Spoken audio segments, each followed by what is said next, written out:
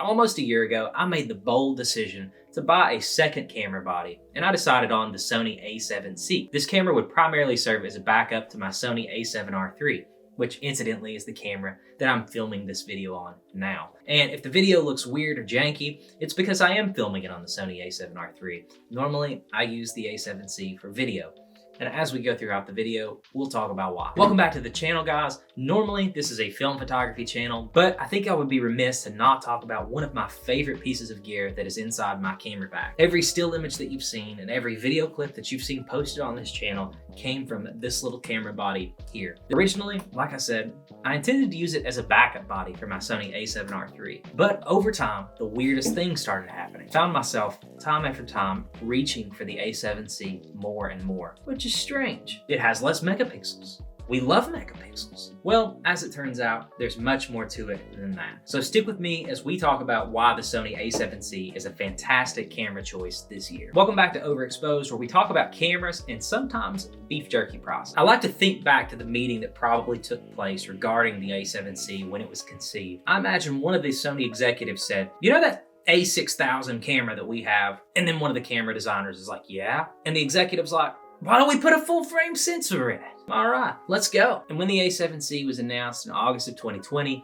the camera was just that. The camera was introduced as the world's smallest and lightest full frame camera. And at least to me, the camera was mind-blowing. I could not believe that they had managed to get a 35mm full frame sensor inside such a small, compact body. And not only did they give us the 35mm sensor inside the body, but they also gave us their new battery format, the much larger capacity battery. Despite having such a large image sensor, the camera gets exceptional battery life because of that big battery. And the 35mm image sensor that they chose to go inside the body was their tried and true 24 megapixel sensor. And we've been seeing this camera sensor for years in lots of different iterations. They've continued advancing the sensor, improving it bit by bit over time. For 10 years now, I think we've been seeing 24 megapixel Sony cam. Bit by bit, a little bit at a time, they have been iterating and improving that sensor.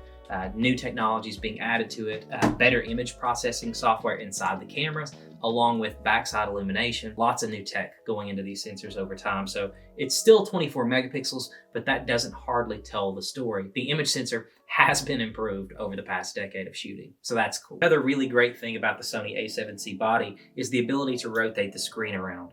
It's a very great vlogging style setup. You can put the camera out from your face, you can see yourself in the screen.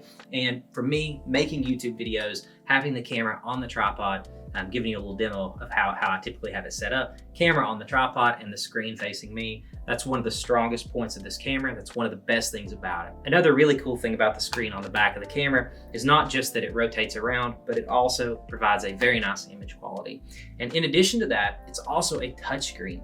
As you're using the camera, a little menu strip pops up on the back of the camera, and you can use that as a very easy way to change your settings while you're out shooting. A drawback to that though, is it's very easy to accidentally touch a focus point, like when you put your face up to the camera. Your cheek or your nose or something will hit the screen and it'll lock in a focus point that perhaps you didn't want to do. So you need to be careful and make sure that the screen isn't registering those focus points. That's an issue that I've had in the past. I've had a YouTube video or two that I've had to re-record because I accidentally touched the screen. Entire video's out of focus. So the touch screen is really cool, but you just gotta be careful with it. And the last thing I'll say about the screen is you can flip it back around, and when you're storing the camera, you can actually close it, offering some protection to that LCD when it's in your bag floating around. One thing that I think is worth pointing out is with the small size of the Sony A7C, you do lose some buttons and knobs from the Sony A7 line and the Sony A7R line, making the step down to the C. So that's something to consider. If this is gonna be your primary body and you're mainly focused on photography, it may be easier to have some additional buttons up on top to be able to change your settings that way. From my perspective, the A7C will have you diving into menus more often to change settings because there just aren't enough buttons on the outside of the camera to control everything you need. One other minor problem with the camera is the infinitesimally small EVF here. At times, it is like trying to view your image through the end of a straw. It is very, very cumbersome. Lots of light gets around your eye. The screen doesn't take up my whole eyeball. The EVF is probably just a bit too small. So that's something else that I didn't like about the camera as well. But the way that I use the camera, that doesn't impact me much at all. So talking about some of the raw specs of this camera, you can see on the top of the camera, it says steady shot inside 4K. It is a 4K camera. This is baby 4K though, 4K 24 4K 30, no 4K 120 like the A7S III. That's not really problematic, especially when considering the fact that that 4K is delivered without a crop. It's a full sensor readout, so that's really impressive. The Big Daddy camera that I'm recording on over there actually has the crop. The Sony A7R III does 4K with a crop. The A7C has no crop, so that's, love it. 4K without a crop.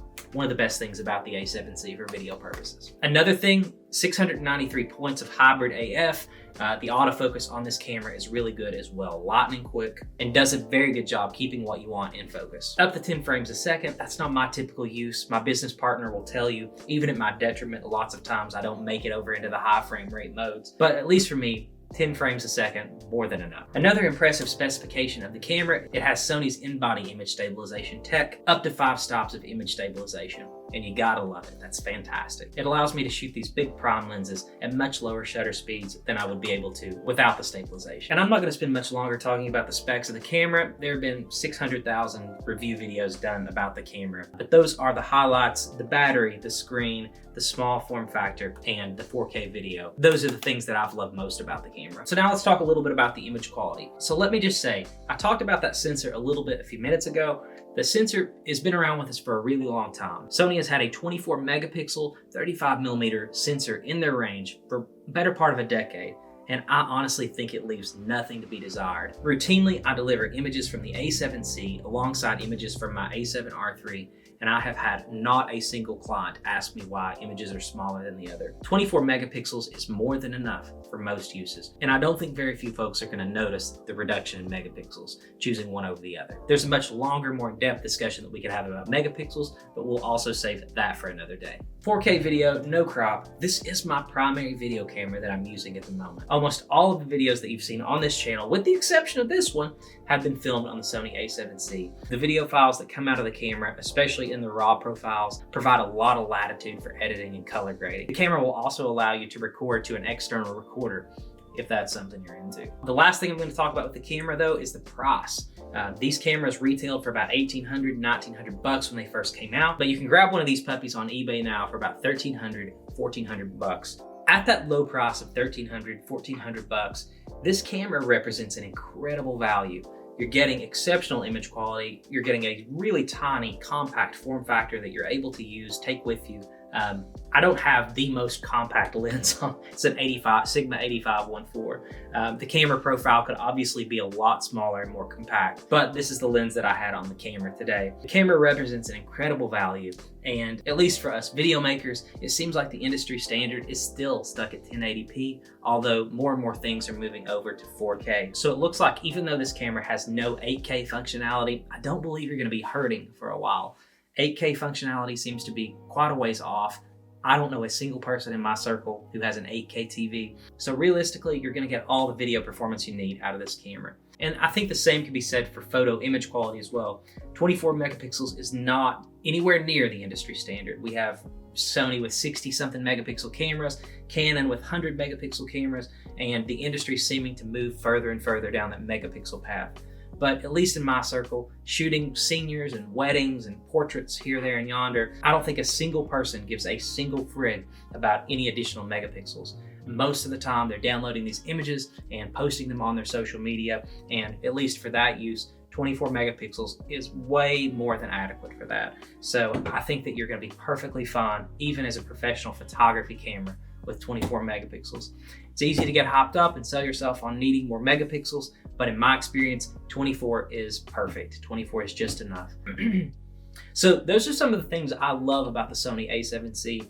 I think right now it represents an incredible value on the market, and a person could do a lot worse than winding up with a Sony A7C, especially if you're pulling double duty and doing photo and video work. I think it's a great camera. It serves both uses really well.